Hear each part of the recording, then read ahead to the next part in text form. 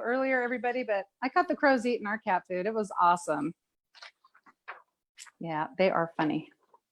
All right, everybody. Hi, it's 1 o'clock. We are going to officially start. So I want to say just welcome to Light It Up Wednesdays, where we bring the joy, we find the lesson so we can be the light. And today, my special guest is writer, poet, and all-around creative pirate, Jacob Nordby. Jacob is the author of The Divine Arsonist, A Tale of Awakening, and Blessed Are the Weird, a manifesto for creatives. His words have been translated into many languages and shared around the world, and he leads the Creative UnBootcamp course. I think this sounds really fun, by the way. So he offers transformational group retreats and individual creative guidance sessions. And his third book, which this sounds amazing too, is The Creative Cure, and it is set to release later this year. And it has a foreword in it by Julia Cameron, which I noticed you were teaching a class with her recently. So today we're going to be discussing the simplest purpose of life and also how our darkest moments contain divine direction that lead to living and expressing our purpose. Welcome, Jacob. It is so good to have you here. Thank you. I'm so happy to be here. Fun to see all of you. Yeah.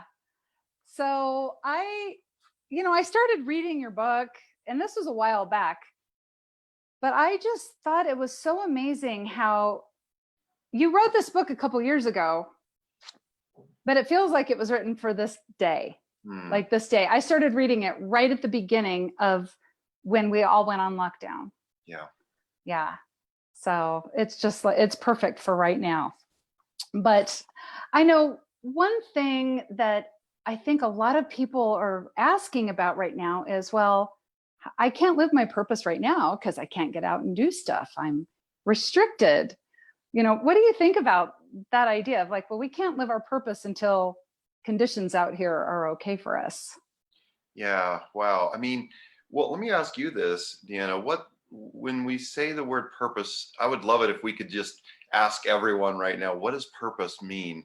What does that mean to you? Or what do you think it means to most people? Let me put it that way. I think that a lot of people think it means like their careers or like how they get to do what they love. Yeah. I used to think that, but I think more like for myself, I just look at it as how can I like just do what I'm doing? How can I do anything that I'm doing with love and intention and a happy heart? Yeah. Well, there you go. Okay, that's all we need to do. Have a nice day, everybody. No, I love that. Let's pretend that we're in the mindset that says my purpose. What's my purpose? So just for a minute, pretend that you're sitting in the mind of someone who's wondering, what's my purpose right now? What are some fears they have? What are some anxieties or thoughts they're having about that? Maybe that it won't be accepted by other people. They won't be recognized, or maybe not, like I'm speaking of like how I would feel really. Yeah. And not doing it well enough. Do you think there's anything in there about money for a lot of people? Like if I really get on purpose in my life, then whatever it is that I'm supposed to be doing will also be a full-time income. And those who are just somehow lucky enough to get on purpose, those are the people we see out in front of the pack right now. Do you think that's part of it? I do think that's part of it. Yeah. I was actually talking about that with a friend of mine this morning, and her name is Jen, and she says, well, I feel like I want to create something, but what if it doesn't get published? What if it doesn't get seen? What if it's not heard? And I was like, I know, what's the point, right? But I know that I think a lot of people feel that way. Yeah. Well, I do too. And I know that I struggled with that for a really long time. And the sense of being off or out of purpose. Like if I can ever get on purpose, then everything will start working out. And, all of this, the thing that we talk about, the flow or the manifestation or all of these things will just sort of come together. And I feel like that can be one of the greatest barriers for a lot of people, Deanna, to actually moving toward what they would love, because it's like the mind gets involved and old stories start to play really quickly. Many of those stories started before we even knew our names. Yeah. You can't believe them, right? You share an interesting story in your book, Blessed Are the Weird, where you're doing some coaching work with someone and he has that longing, that desire to be creative, to be creating something. But he thinks while he's in this life, in this job, doing the things to make the money, he has to go from here to here where he can actually be the creative, that the two are mutually exclusive. Like there's one or the other. Right. Wow. Thank you for reminding me of that. I haven't read that part. I haven't read the book for a long time. Yeah, Mark in the book. Wow. That was really probably the big aha moment for me. And then in teaching, working with people in these classes, the idea that he said he would tell me, and other people have told me many times, I get home at the end of my day and this job is killing me. Oh my God, this job is killing me. It's draining every bit of my life out. And I get home and then I want to sit down and start working on this book or these ideas I have, and I'm just completely wiped out and I have no time left to be creative. And when I heard that enough times, Deanna, it began to dawn on me, oh, what we're doing is we're calling creative something like kind of like going to church. It's like this little slice of our life over here, you know? Right. Right? We're going to go be holy now for an hour or two, and then we're going to go back to our normal life and I don't know, try to do better or something. Yeah. You know? Yeah. Yeah. I've got 10 more minutes to be creative and then I'm done for the day. Then it's it. And that began to, that was really what woke me up to the realization and sent me into my own deep like questioning, what does creative mean? And that's where I began to realize that we have a big story culturally. We have a big story about creativity, and it's for artists or artistic types or sensitive types, or for really smart inventors or people who do apps or Elon Musk or, you know, geniuses. And which means that most people, the most common fact, I sent out a survey and asked, what are your greatest struggles to 10,000 people? And over 73% of them said, I don't feel like I'm that creative. I doubt my talents and abilities. So almost, I mean, the vast majority of everyone believes I'm just not that creative. I don't have the special thing that it takes, you know? Right. Yeah. Did you actually ever feel that way? I think you said you did. Yeah. You called it something like gloriously awkward or something like that. I was like, Sure. oh my gosh, yeah, that I felt that awkwardness. God, and isn't it interesting to look at, I think it's easy to look at, I'm thinking of this red-haired singer. I can't think of his name right now. He's a younger guy, but he's pretty popular now, but he's, you know, very weird and self-proclaimed. What's his name? Maybe Adam would know, but anyway, yeah, definitely. Anyway, pretty popular guy right now.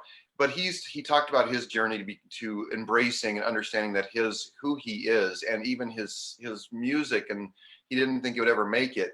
Well, now he's walking red carpets, and his videos get millions and millions of views. And so it's so easy to look at someone like that and go, oh, well, they're the special kind of awkward and weird that just works out, and then they get rich and famous, you know? Yeah. Yeah. Yeah. Okay. I want to read just a short little paragraph in this book. Okay. Because I feel like it's just perfect. And it really meant a lot to me when I first heard you, because I was listening to your Audible first. Your superpower is your sensitivity. Your sensitivity is also your Achilles heel. Your greatest gift to the world is on the flip side of the same coin as your greatest wound. In fact, if you aren't sure what your gift is yet, take a look at what always brings you down. Take a look at your darkest, weakest stuff. This will give you clues. On the reverse side of your deepest shadow, you will find your brightest light. I just thought that was really powerful, because when I was younger, I felt like I was never heard. And at the same time, I was afraid of people hearing me. which is why I think I got into writing poetry, because you can almost write code in poetry. And if somebody doesn't get it, they don't get it, and they don't see that vulnerable thing you were sharing. You're just like, they're like, man, you just write weird stuff. And I was like, yeah, I know. Right. But I feel like no, I would love to hear, if you're willing to, Deanna, I would love to hear if a memory comes up for you, when just any kind of memory about when it became important for you to not be heard. oh, important for me to not be heard. Yeah, when did it seem like you had to like turn your voice off? I want to say I was around 10 or 11. Do you remember what was happening? We had just moved around a lot, and all of a sudden I figured out I had lived like in like 1.5 houses for every grade I was in Wow. school. Yeah.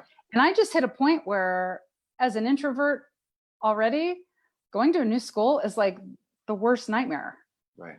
And I just hit a point where that was that.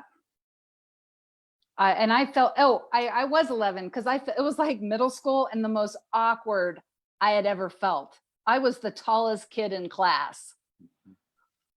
It just, everything about me was awkward.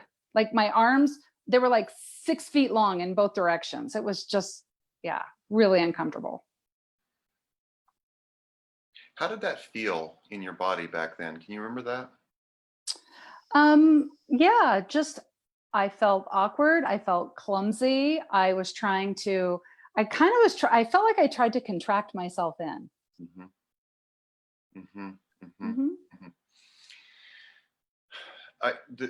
This is the sort of exploration I do a lot of times when we go back to find the adult self gets created through 3 different things, and these are the enemies of creativity.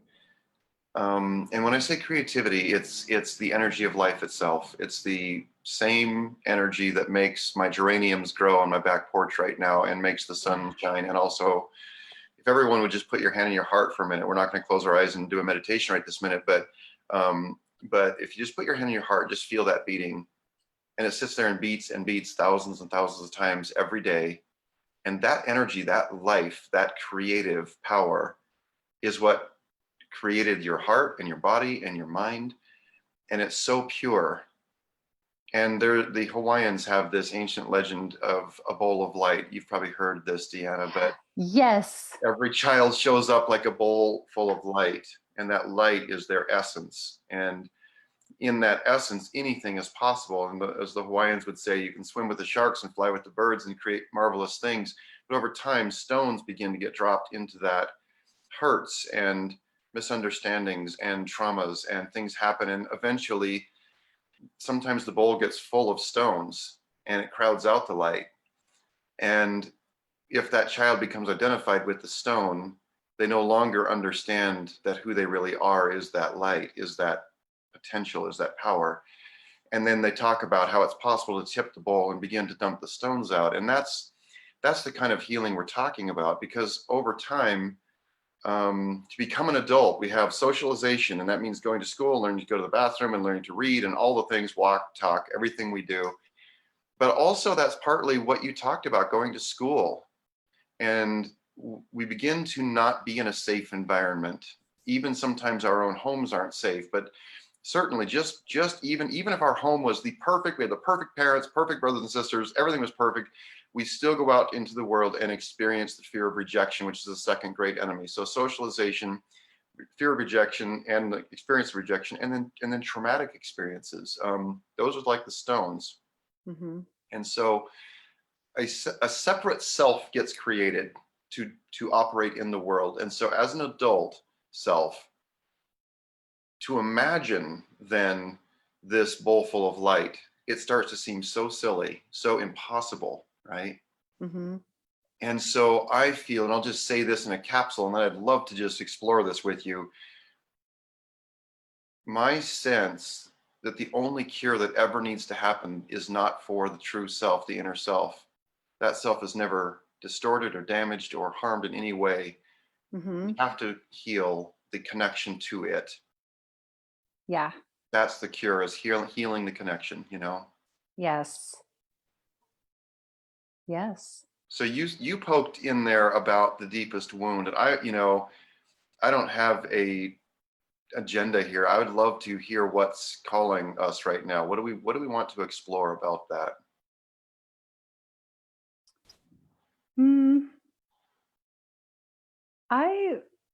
I like how you say that our life is the work of art. And so it sounds like, okay, so we're exploring the deepest wound. We're reconnecting to that creative part of us. And that's all the healing we do, is we're just realigning with that and recognizing who we really are again. Right. And then right there, it just seems like we would just start just spilling light out onto everything. Why do you think it often or mostly takes longer, or it feels so hard or impossible? I think some of us may need it to be hard because we expect it to be hard. Like, oh, it couldn't be that easy. Yeah. Yeah. Well, what's interesting is when your psyche picked out that moment and some moments that you had your voice turned off, and looking at you now, you seem so confident and bright and able to express yourself. And clearly that must have been quite a journey for you to find that place in yourself and your voice and your truth and joy again. I'm curious if you want to talk about that at all. Well, I just, actually my husband talked me into starting a rock band with him. And I think singing got to help open that up for me. Interesting. But I just, like, when I knew I wanted to be a minister, I just persisted. Like, I just knew, like, I knew I was going to do it. And I just have this belief that when we create one little thing, it moves us into a new place where we see new things. And then we're like riding this energy wave. And so it took me a long time to get here. Like, I took baby steps. There was lots of baby steps. Yeah. But I've had people ask me, like, oh, how did you do that? How did you get where you are right now? And I'm like, well, it started back in 1986. And they're like, forget it. Right. Like, I want the instant thing, like the 3-step magic formula. I wish there was one. Right. But maybe it is, and I just drug it out for a really long time. Well, right. And I love to ask that question because it's so fascinating to me to hear the progress and how it comes about. Like, my mother was all my life was kind of a self-help junkie. She would read all these books, and over time, as we became adults, there came a point where something turned, and she had some really, like, big things happen, catastrophic things, and she was no longer running anymore. The way she described it was, previously she was skating on a frozen river as fast as she could, and in her mind, if I can just skate faster, somehow I'll stay safe and stay ahead of it, which included addictive reading of self-help books and things like that, and many helpful ones. Like, it was interesting. But then when she eventually she said, then one day the river started to thaw, and the ice began to break up, and I was terrified about what I'd find underneath.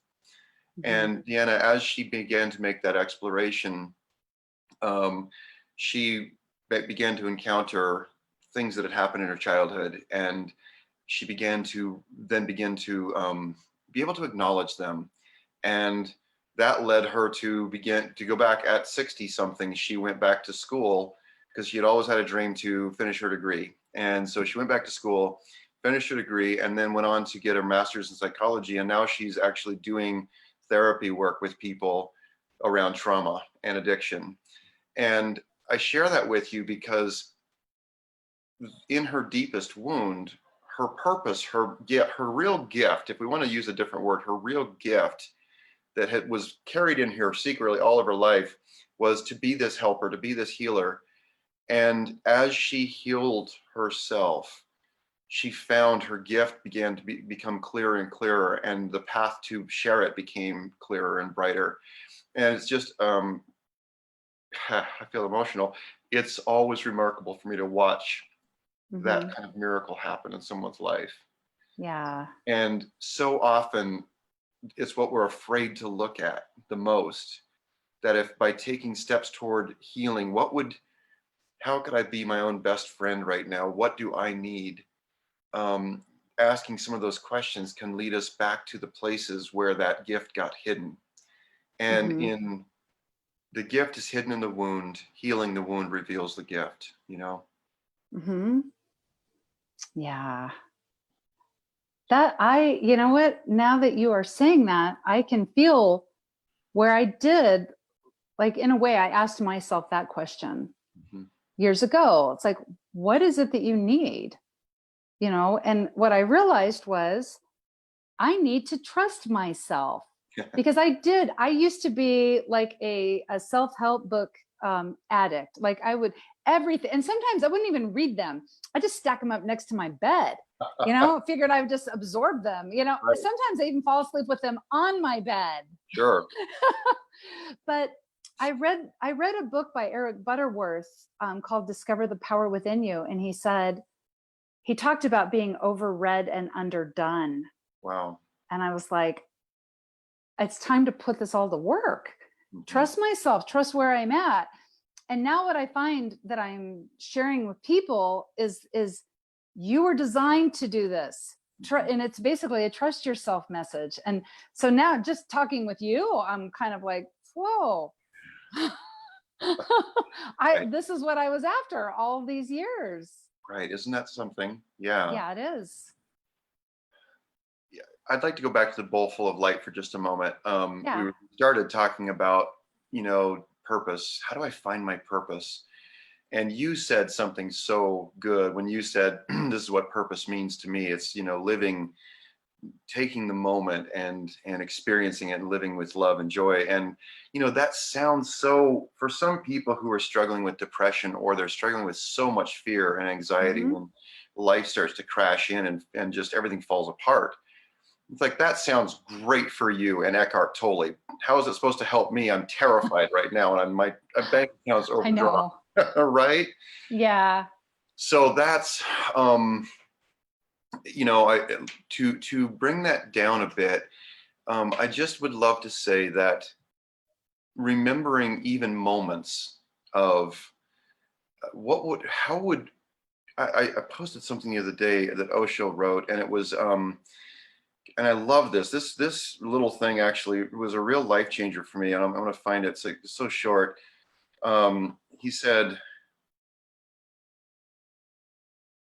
long pause here. He said, don't move the way fear makes you move. Move the way love makes you move. Move the way joy makes you move. Yeah. And I think that you talked about micro steps, little tiny steps.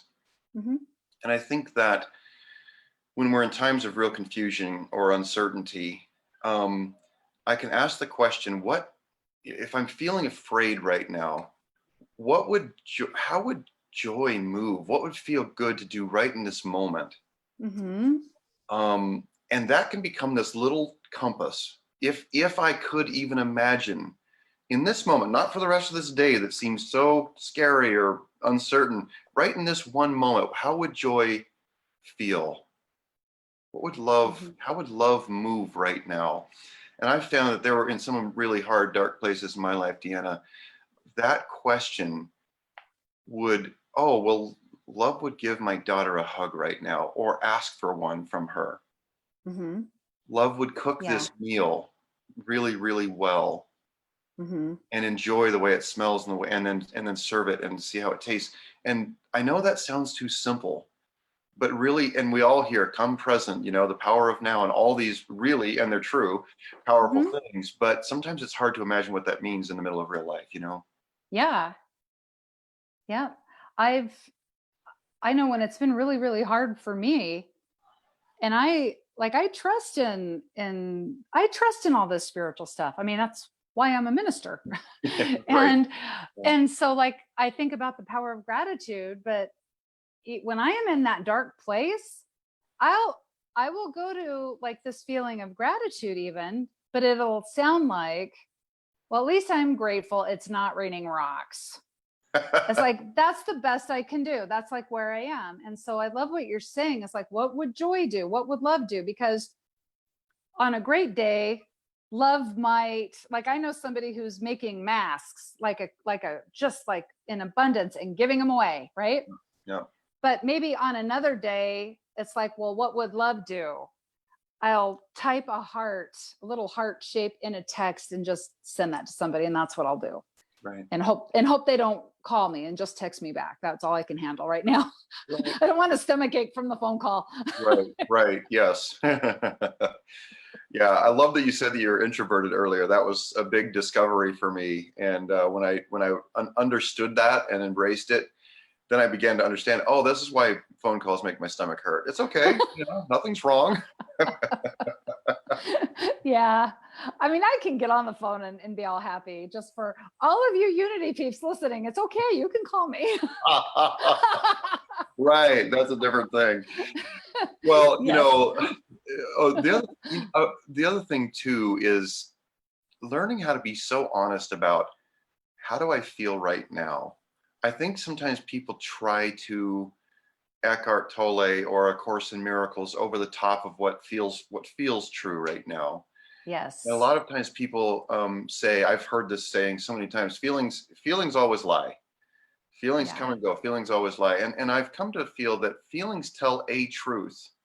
Mm-hmm. They're always telling some truth. It may not be a current truth. It might be buried in there. Something got triggered that brings up a feeling that's attached to a really, really old memory or trauma that we can't even remember what happened yet.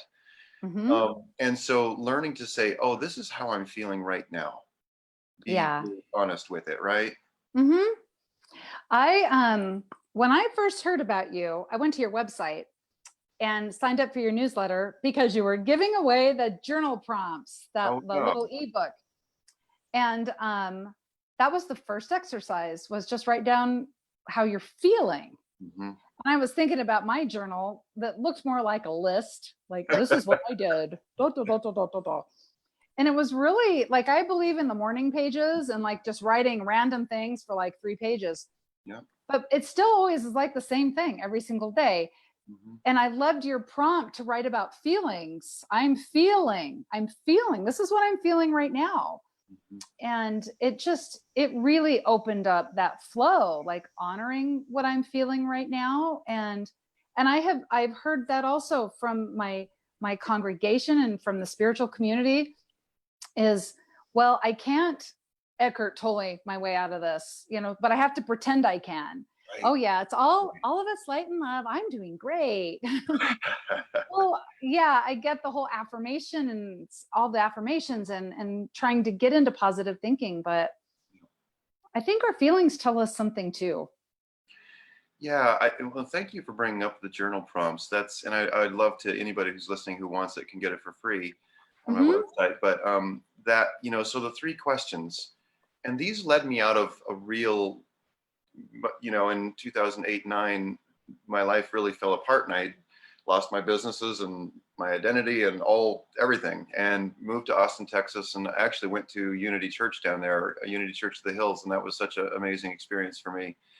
But during that time is when I discovered morning pages, and somewhere along the line began to just ask myself those questions, because I realized, Deanna, that as the oldest child, I was always expected to be responsible and take care of the others. There were 6 of us, and I got away. Nobody asked, how are you feeling? What do you need?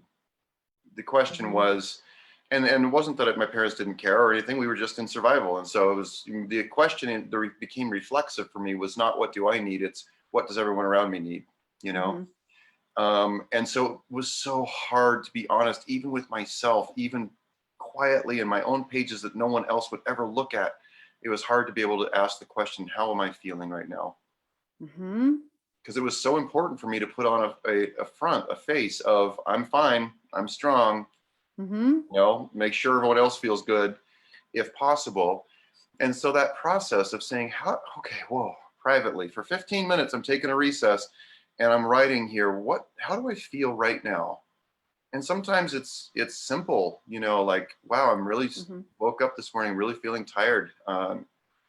not feeling super cheery, which sounds like such a, when people are into the law of attraction and things, it sounds like, oh, we don't want to attract more of that. And it's like, what I've discovered is trying to leapfrog over what's true right now and get to, this is what I want to manifest or what I want to see more of in my life.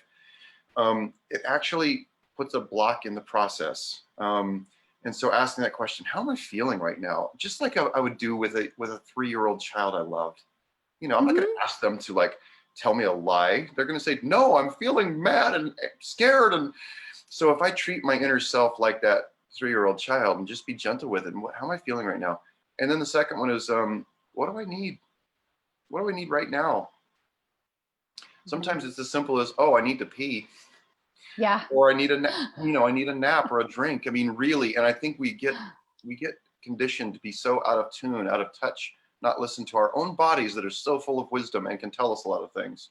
Sometimes it really is as simple as, I need to take a nap. Yeah. So Just what do I to need? Get away. Yeah. How do I feel? What do I need? And then we get to the magic question of, what would I love? Yes. Now we've given that inner self time and space to talk and be honest. And it's kind of like a little kid who just fell down and hurt its knee, and we hold it. How are you feeling? Oh, that hurts. What do you need? I need a Band-Aid. Okay. And after things settle down, and then say, well, what would you love to do right now? Well, I want to go to the playground. So as adults, treating ourselves that way, and then moving into what would I love. And you know what? Sometimes it's so hard to even know what to say there. If we're in times of confusion, we can't see more than like an inch in front of our nose. Sometimes I've noticed asking myself, okay, not manifesting, all the wonderful purpose and things and accomplishments. How would I love to feel right now? That can be so revealing, Yeah. And what you're saying about like, what would you ask a child? When you said that, it made me think about how kids, they immediately share their feelings. They fully share them and they fully own them. And then they're done. Yeah. They get over it. Right. They're like the next day, they're not like, oh, Jacob took my cookie. They're just like, hey, Jacob, you want to see my truck? I mean, they don't. Right. They let it go. And I'm just imagining if we honored ourselves that way, maybe we're just letting it go then. I feel like that's part of the process of taking those stones out of the bowl full of light, Deanna. Yeah. We carry so much around. I do, if I'm not, making it a practice to do this, right? And I grew up in a religious cult, Christian cult, and so I heard these words over and over as a child: unless you become like a little child, you cannot enter the kingdom of heaven. And as a kid, I was always confused by that. And it felt scary. Like I'm supposed to be becoming an adult, but you're telling me I should be like a child. What do I do here? What that's come to mean to me over time is that, and by the way, the great other masters, Buddha and Lao Tzu and different other traditions, talk about the beginner's mind. They talk about being childlike. And so what I've come to understand is that getting back in touch with that true innocence and immediacy and the experience of right now, the children, as you just talked about, children are so good at that before they learn they're not supposed to do that, before they learn they're supposed to grow up. And so I've come to feel that the kingdom of heaven, what would be the kingdom of heaven in this world, not some afterlife, right now? How would the kingdom of heaven be for me? Even reclaiming the imagination, learning to imagine what I would love. Because we get told, Deanna, that the imagination starts to turn off somewhere during our school years. It doesn't. We get taught to use it for the wrong things. Yeah. Yep. We taught to use it to imagine things that bring us anxiety, like the risk, the downside, watch out, they're going to get you. I mean, all of the different things we get taught to imagine. So it's not that we stop imagining, we just paint everything that we don't want all day long accidentally. Yeah, we do. We do. Well, Jacob, we are at 1:34 right now. And so. Are we out of time already? Yeah, that like went by so fast. It was just such a joy to get to talk to you. You too. So I just thank you so much. I want to share your website is Jacob Nordby, NORDBY.com. Go sign up for his newsletter and get the little e-booklet of the free journal prompts because it's powerful stuff. And then you'll want to get his other books too. Yeah. Yeah, thank you so much. I've been looking forward to this since you invited me, and I'm so glad to share. And thank you for sharing your experiences. I just feel like, being so real about that. So if I'm ever in your area, I'll make sure and stop into your center there. Yes. And thank you. Thank you so much for sharing yourself. I so appreciated reading your experiences and knowing what you went through. Thank you. So thank you so much. Have a All right. So day, everyone. thanks everybody for joining us today. Just give everybody a big distance hug like Yes. this. Everyone's There hugged. we go. Big hugs, Thank you. everybody. Okay. Thanks, everyone. We'll see you later. Bye. And then I'll let Adam go ahead.